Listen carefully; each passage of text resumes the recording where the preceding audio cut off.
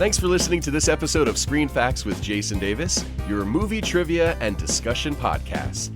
Please like the Facebook page and leave your comments or questions at facebook.com/screenfacts. You can also tweet me at Jason Davis Voice or email screenfacts@yahoo.com if you have anything you would like to add.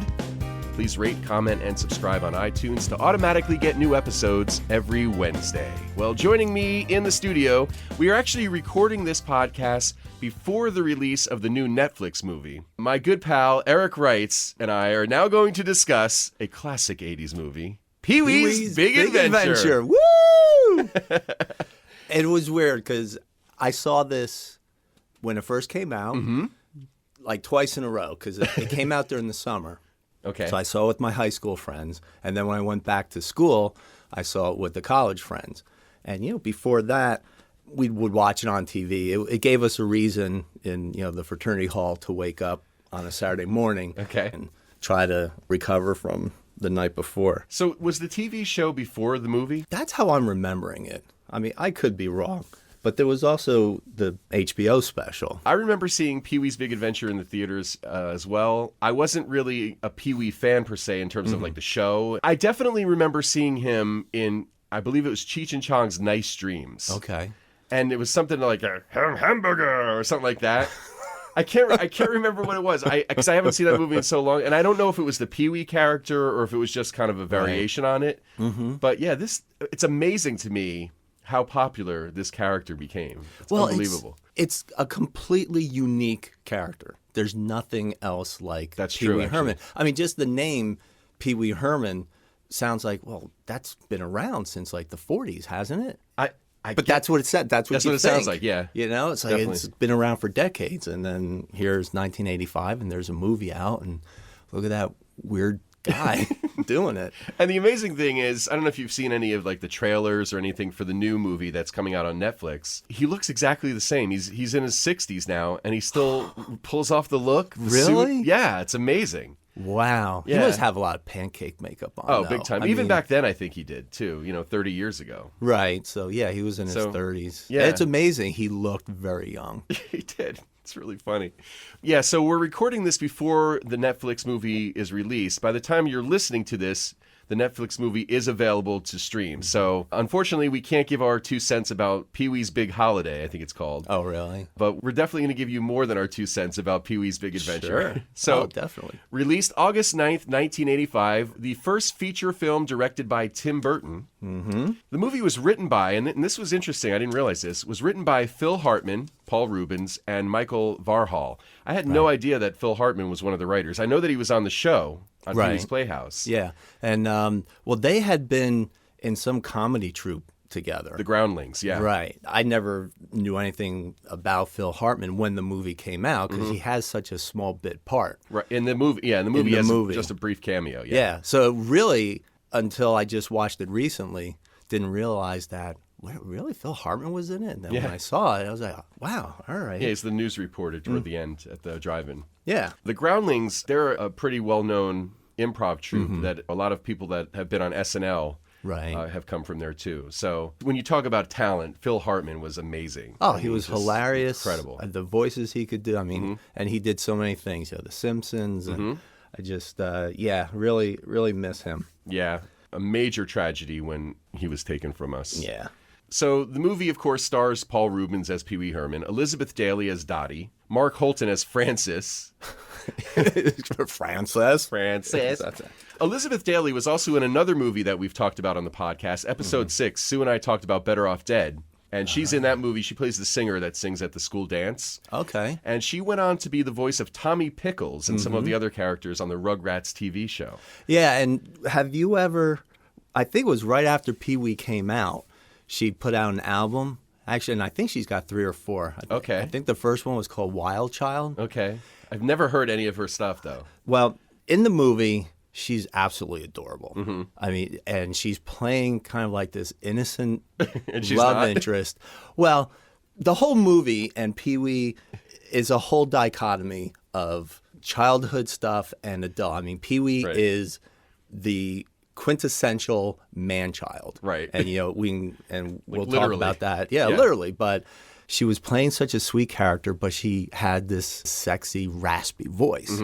And, you know, when she does like the kind of cute little giggles and stuff, you're just like, oh, man, you know. She's very likable, no doubt about it. But I did hear a little bit of her Wild Child album because some guy in the fraternity hall got it. And we were like, oh, let's listen. What kind of music? It was very poppy, Okay. trying to be kind of rock and edgy, kind of. It just didn't.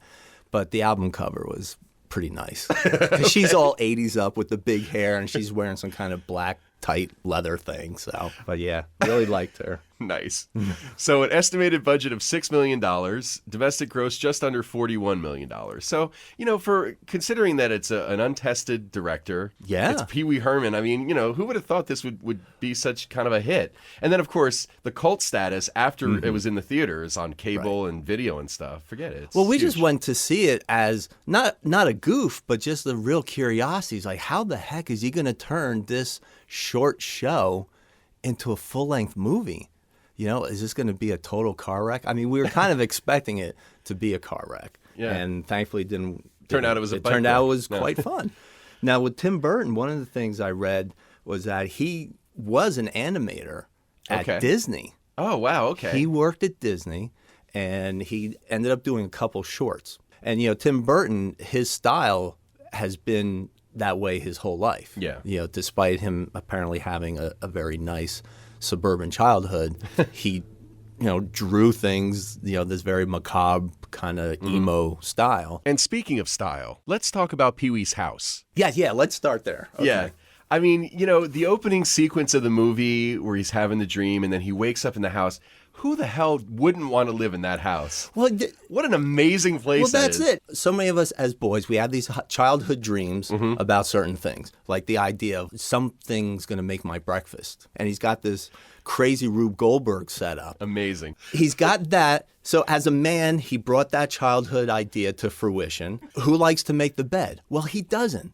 He wakes up, he flicks the covers, and it rolls up. Like a shade, a window shade. Like a window shade. It's like that, brilliant, absolutely brilliant. Now, you know, I like talking about continuity. And, you know, you can look at the Rube Goldberg and say, oh, well, who really made the pancake batter that poured out? And I don't think it serves anybody well to analyze a Pee Wee Herman movie. No, definitely not. But this is a perfect example of a movie that you just take off your thinking cap and just enjoy the ride because it's just fun, you know? What else in the house? Well... Spec. Well, Spec. All right, we'll get to Spec. He's the cutest thing. Yeah, that's an amazing little dog. Well, look at how does he get dressed? Oh, like the bat pole. He jumps on the pole, right? Yeah. And that's the other thing with this movie. There's homage to so many other movie types and genres and TV shows that you know, as we're talking, we'll point them out. I'm sure. But he slides down the pole, and now he's dressed. Right. Now he's dressed as a man because he's wearing a suit. Right. And he's got a tie. Right. But he's still a child because it doesn't fit him right. It's a bright red tie, which is wonderful. And, you know, according to Doctor Who, bow ties are cool. Okay. And they are. I love bow ties. I don't have a feeling one way or the other about bow ties. Bow ties are cool. Bow ties look very cool with a tuxedo. Yeah. Outside of that, I'm not sure. And then, well, the way he does his hair. Okay, yeah. Like he's got that goofy front swoop. Yeah. Well, he was just ahead of his time because... Yeah, well, now it's like everybody does that. Yeah. It's true. Young guys like I work with, they have this swoop. Yeah. I think it looks ridiculous. Yeah.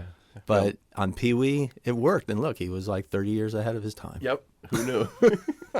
We talked about Spec, the Mr. T cereal, which was a real thing. Was real. That's how big Mr. T was in the mid-'80s. I pity the fool, I don't eat my cereal. So funny.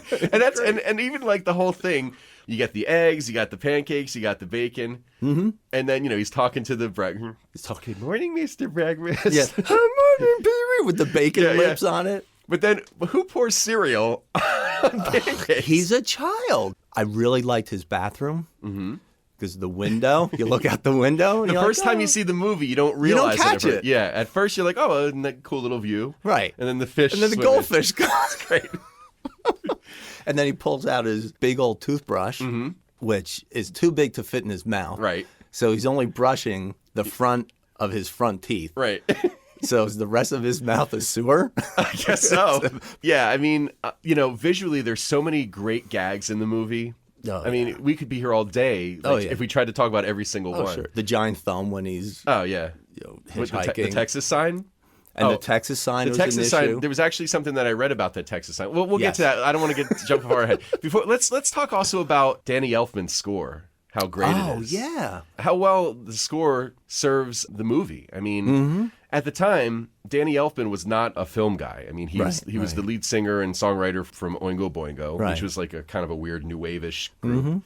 Well, I don't think he was like really classically trained No. as a musician. No, in fact, he had no formal music training, which is very interesting. So he's pretty scared, I imagine, being asked Yeah. to do the score for a feature-length film. And Yeah, I mean, it turns out that Tim Burton and Paul Rubens brought him on to score the film because Burton saw him in concert with Oingo Boingo. Okay. He was struck by his work in the group. Yeah. And then because he doesn't have any formal music training, he goes to the guitar player from the band, Steve Bartek, and says, hey, can you help me out a little bit? Yeah. And he does. And the music fits perfectly. Oh, it's amazing. And it's different because, like, when there's some of the more dark scenes, the music goes along with it. But there's always kind of this carnival atmosphere. And that's the whole Pee-wee's Playhouse is kind of like a carnival. He's gone on to score like a million other things since this, obviously, including pretty much every Tim Burton movie. I mean, he's done a lot of stuff. Including He's done Batman? Yeah, he did Batman. Oh, wow. Yeah. I didn't know that. But I mean, he's worked outside of the Tim Burton universe too. So here's a guy who had no formal training, probably never thought in a million years that he would score movies someday. Yeah. And now that's his life. That's pretty cool. So that's pretty cool. Yeah, it's pretty amazing. Yeah, you know. Yeah. Okay, with this bike, I loved my bike growing up. Who didn't? Okay, I had a special place in the garage where I kept my bike, but it was not under a lock and key and all that he had. Pee-wee had that special. Oh, he had the whole James Bond setup. Yeah, and it was behind a bush, and the bush opens up, and there's the bike. Great. Now, the thing is, that's if you look, that's another homage to Batman. That's another Batman, totally. Yeah, totally. But if you look very closely, you can see somebody's foot next to the bike.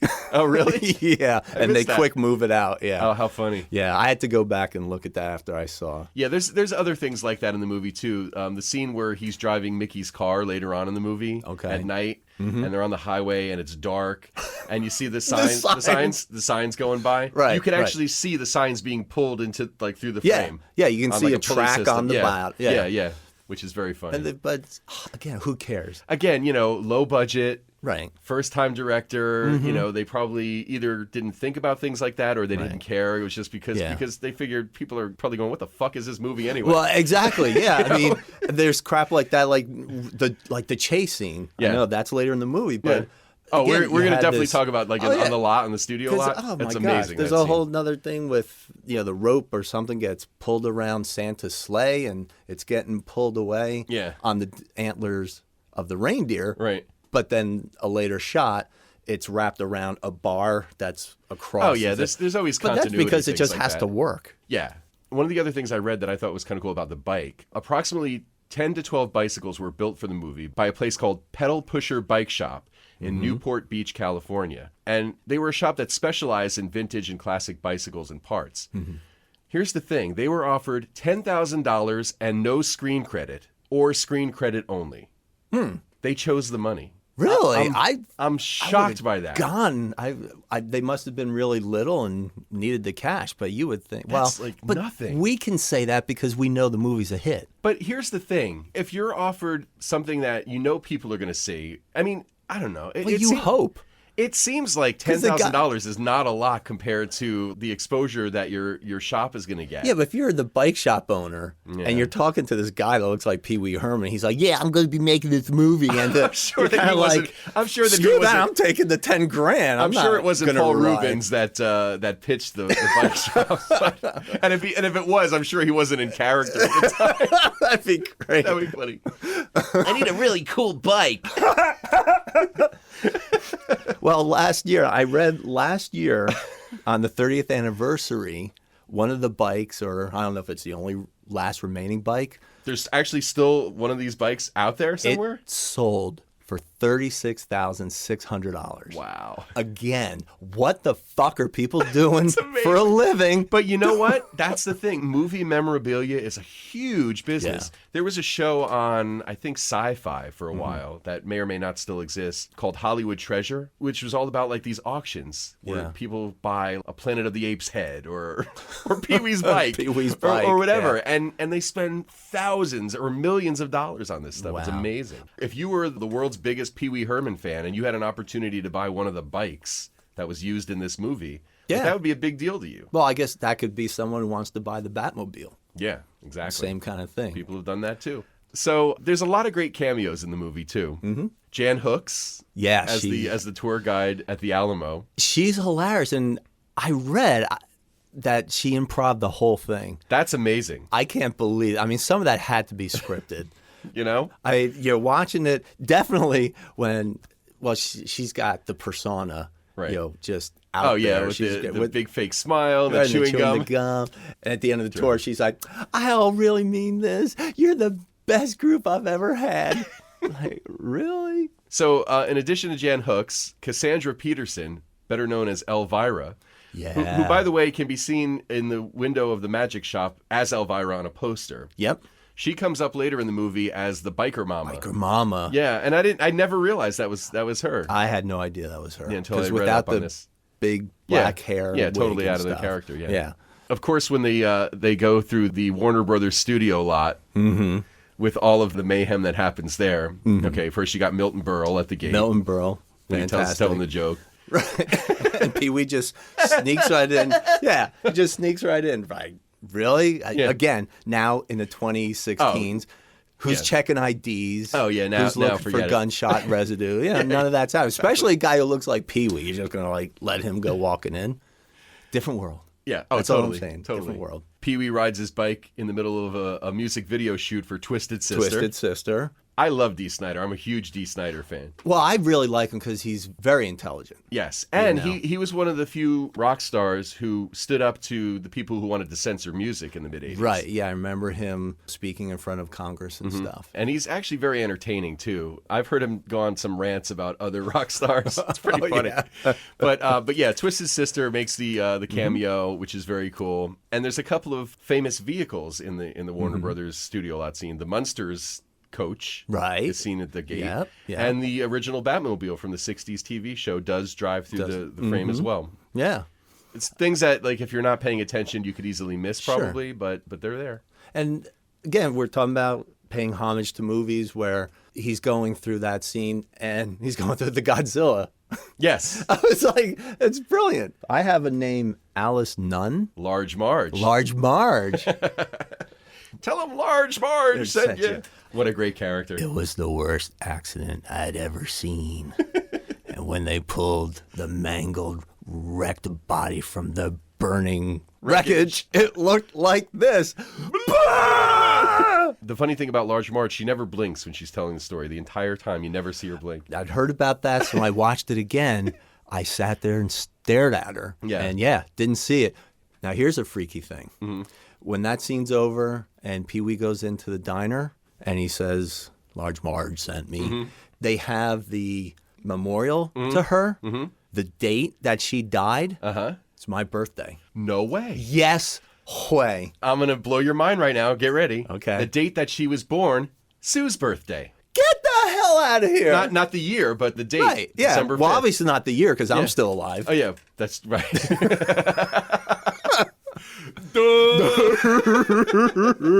That's really funny. I didn't know. How do you like that? Yeah, that's freaky. That's freaky. So we've gone through the house. Now we're outside the house. Right. Where we're introduced to his nemesis. Francis. Well, I just like, again, boy versus man in this whole dichotomy that is Pee Wee. Here he is with this, talking with Francis, and they get into this stupid argument. See, and this is where it can be a little confusing because Francis is very boy-like as well, but he's clearly a man. He's some sort of man, yeah. I mean, they're not. You could look at both of them and go, well, they're not kids. No. But they're playing kids. I don't know what age they're supposed to be, but they're clearly not kids. No. Sure, kids would fight over a bicycle. Well, and then and the way they're doing it. Well, you're just being unreasonable. I know you are, but what am I? You're being stupid. I know you are, but what am I? And then the two of them are just back and forth. I know you are, but what am I? I know you are, but what am I? And then Pee Wee being the adult stops it by saying, "Infinity." It's like, how very adult of you. I don't make monkeys. I I just train them. I love that the "I know you are, but what am I" comes back later in the movie with the James Brolin and Morgan Fairchild. Oh my gosh. Yes. So funny. Yes. So funny. That drive-in theater, by the way, is the same drive-in movie theater that was in Greece. Okay. I think it was used for most movies, that Right. particular theater. Closed in 1993 and demolished in 1998. Oh. Wah, wah, wah. So the movie inside of the movie about Pee-wee's life never gets made and is never shown at that drive-in if his bike never gets stolen. And of course, right away, Pee-wee thinks it's his arch nemesis, Francis, who's the thief. So he goes to Francis's house. It's a great scene, too. He bangs on the door and he says, the servant says that he's not available right now. He's having his bath. Having his bath. And Pee-wee's like, "Oh, where are they hosing him down?"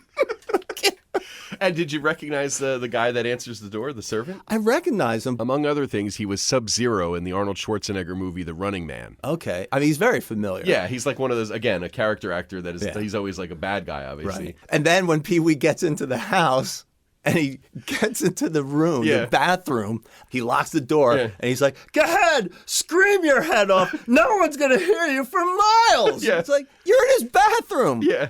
Of course people are going to hear. I love that tub, by the way.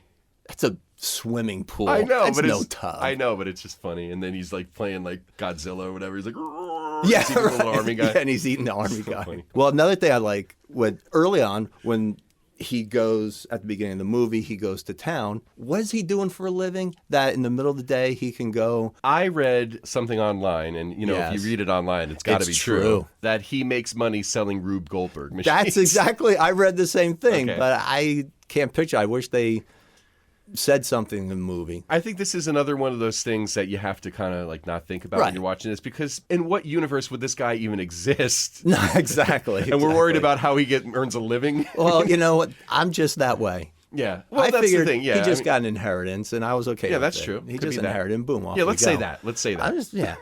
Because the idea of him actually having a job where he's more successful than me really hurts me. Yeah. It really hurts. Yeah.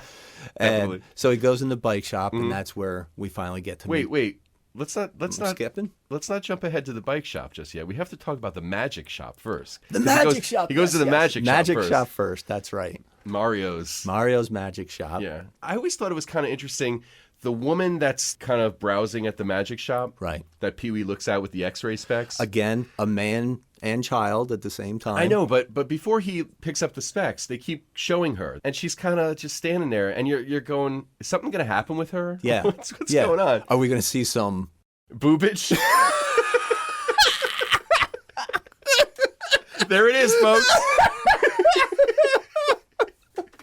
We in case you haven't listened to the other podcasts that I've done with Erik, there have been a couple of other podcasts that Erik and I have done together, and in each of them, Erik has said the word boobage Yes. at some point, and I threw down the gauntlet. We are going to make it our mission to every time we do a podcast to say the word boobage. So there it is, folks. Even in this movie where there's absolutely not even a hint No. of boobage. No. And you said it. That's Well, even yeah. better. Well, That's even better. You provoked me. Anyway, Mind meld. so he's showing Pee-wee all the different gags and stuff. Right. I'm thinking they just wanted to show her so they could do the X-ray specs gag. I guess. It was just kind of weird the way it was set up. But Yeah. But then Mario shows them all the different heads. Yes. Yes. So this is something I didn't know. The largest head that he shows Pee-wee is supposed to be Aleister Crowley, who is the inspiration for the Ozzy Osbourne song Mr. Crowley. Really? Yeah. See, I read something different. I read About Aleister Crowley? no, it was a different person Oh. who, like in the late 1800s, was a very deep, dark magician and like soothsayer, and tried to do seances and all kinds of stuff And that's like who that. the head's supposed and to that's be? who the head is. The head looked a lot like it, and I just thought, well, that makes sense because it's a magic shop. That makes a little bit more sense than Aleister Crowley. Aleister Crowley was known to be into the occult. Jimmy Page bought his mansion and it was supposed to be haunted. And there's like all kinds of folklore about him. Hey, you know what? I got to mention Ozzy Osbourne in a podcast you're- about Pee Wee Herman, so So it's you're all happy good. with that. It's all good. It's everything ties together. That's right. Just showing the diversity of Ozzy Pee-wee Osbourne and Twisted Sister both mentioned. and Pee Wee Herman And Pee Wee Herman. and boobage. All right, so let's move on to the bike shop. This is when we meet Dottie. She's so cute and very sweet. I'm not going anywhere with this. I'm just saying. You're just admiring Dottie. That's fine. Right. And I'm a loner, Dottie. A rebel. Actually, that whole center of town there, that little mall or whatever. Yeah. Awesome. Oh, You got beautiful. your Woolworths, the little rides that you put the dime or the quarter in, like the horse. Oh, yeah, right. Like that used to be in front of supermarkets when we were kids. Yeah.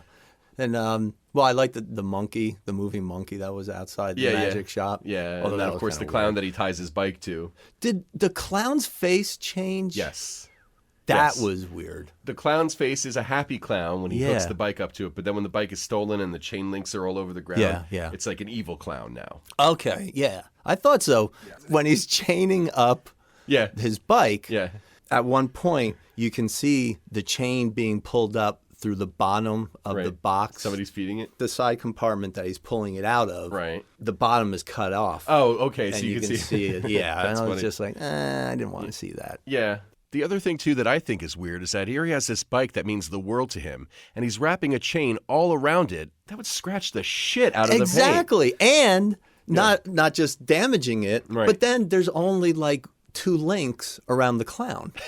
It's like, Yeah. well, that's snip, snip. Right. And I got your bike and a whole bunch of free chain.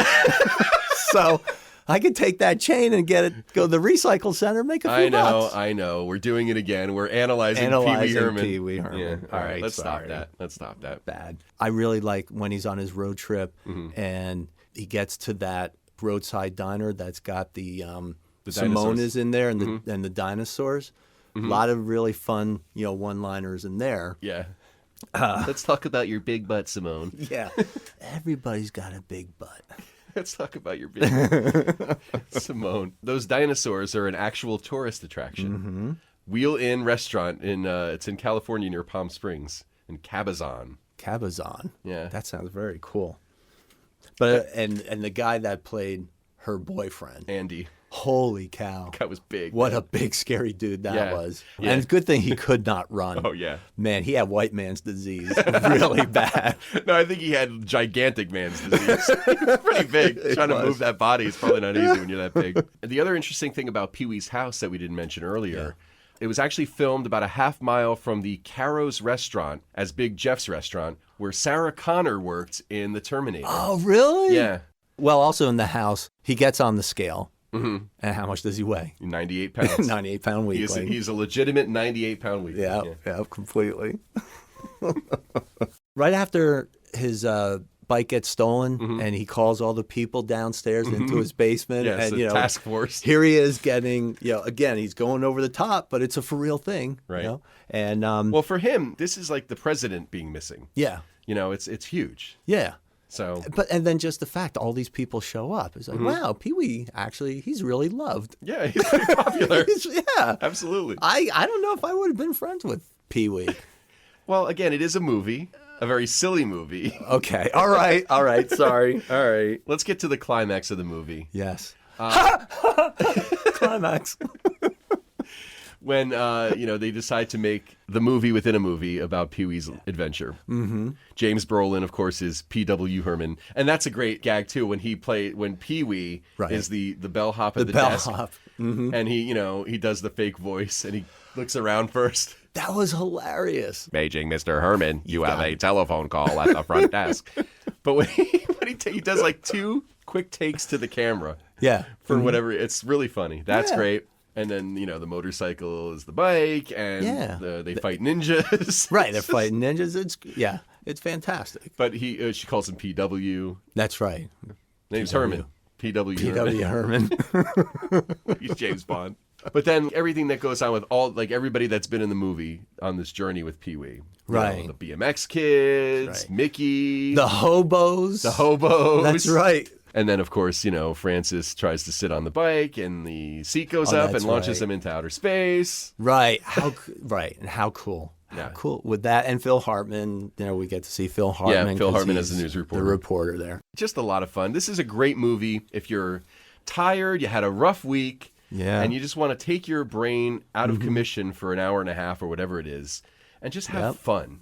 Yeah, This is a definitely. great movie. And not have to worry about thinking, if you want to analyze something, don't Don't this watch one. this, You'll please. make yourself nuts. Absolutely. Yeah. Absolutely. And it's really sweet, like I said, at the ending where everybody's there watching the movie. And the great line at the end of the movie when she says, "Do you want to watch the Don't you movie?" want to see the rest of the movie? Yeah. I don't have to see it, Dottie. I lived it. That's great. I lived it. I lived it. So funny. Eric, thanks for joining me for another jam-packed episode of Screen Oh, Facts man. with Jason Davis. It was so much fun. I'm sure if you're listening to this right now, you have something that you would like to add to this. And if you do, you can hit us up on Facebook. Remember, it's facebook.com/screenfacts. You can leave your comments there. You can tweet me at Jason Davis Voice. And you can also send an email if you have any comments to screenfacts@yahoo.com. Thank you for listening. Again, Eric, thanks for coming in. Also, thanks to our friends at wickedradionetwork.com, where you can always stream the most recent episode of Screen Facts with Jason Davis. Thanks to our friend Kim, who does the announcing for the show. You can hear more from her at kymsvoice.com. Screen Facts with Jason Davis is a production of Jason Davis VoiceOver. Visit jasondavisvoice.com if you need a voice for a commercial, narration, promo, internet video, e-learning or training program, and more. Click on the podcast page to get information about where you can download and listen to past episodes. Listen again next Wednesday for a new episode of Screen Facts with Jason Davis.